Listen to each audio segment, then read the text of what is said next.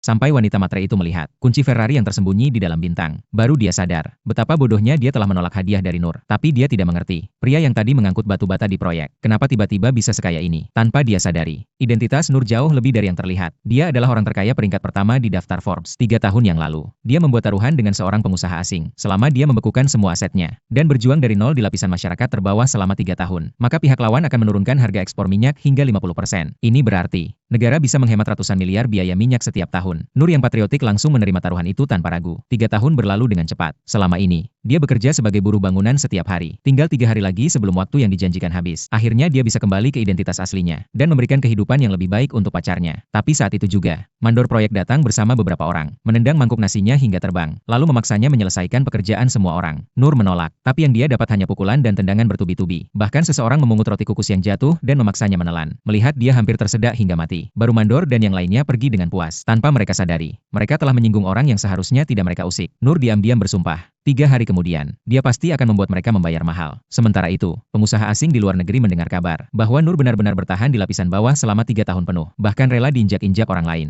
Dia sangat terkejut. Pada saat yang sama, asisten pengusaha itu tiba-tiba menerima pesan. Ada sebuah perusahaan yang ingin bekerja sama dengan mereka dan mengundang mereka untuk survei. Meskipun belum pernah mendengar perusahaan itu sebelumnya, tapi karena taruhan akan segera berakhir dalam 3 hari, pengusaha itu memutuskan untuk mampir dan melihatnya. Di sisi lain, baru saja Nur kembali ke kosannya. Dia langsung diusir oleh pemilik kos. Alasannya karena dia sudah menunggak 3 bulan uang sewa. Kebetulan seorang teman wanita lewat. Dia langsung membayarkan uang sewa untuk Nur. Tapi pemilik kos masih belum puas. Dia menunjuk kaca di dalam kamar yang katanya tergores dan memaksa Nur membayar ganti rugi 10 juta. Nur tahu dia sengaja memeras. Melihat Nur menolak membayar, pemilik kos bahkan mengangkat tangan hendak memukulnya. Saat itu juga, seorang wanita berkarisma kuat muncul. Dia dengan dingin memberi isyarat kepada pengawalnya untuk membawa pemilik kos pergi. Lalu dia menatap Nur dan mengungkapkan sebuah berita yang mengejutkan. Nur adalah anak kandung seorang konglomerat bernilai ratusan miliar. Ternyata, ayah kandung Nur dibunuh oleh anak angkatnya. Sebelum meninggal dia berpesan kepada sekretarisnya untuk menyerahkan seluruh warisan kepada Nur dan tidak boleh jatuh ke tangan anak angkatnya. Tapi setelah mendengar itu, Nur langsung menolak untuk kembali. Bahkan mengelola harta triliunan miliknya sendiri pun dia malas. Apalagi hanya harta ratusan miliar ini. Namun, dia sangat tertarik untuk membersihkan pengkhianat dalam keluarga. Jadi dia setuju membantu ayahnya menyingkirkan anak angkat itu. Tapi sebelum itu, ada 2 orang yang harus dia urus lebih dulu. Setelah itu, dia membawa orang-orangnya untuk mencari mandor yang dulu menghinanya. Saat itu, mandor masih sangat arogan, mengira Nur membawa orang hanya untuk mencari mati. Dia bahkan sesumbar akan memastikan Nur tidak bisa keluar hidup-hidup. Tapi saat itu juga, kepala proyek tiba-tiba datang. Namun, begitu dia melihat sekretaris wanita di samping Nur, wajahnya langsung pucat pasi.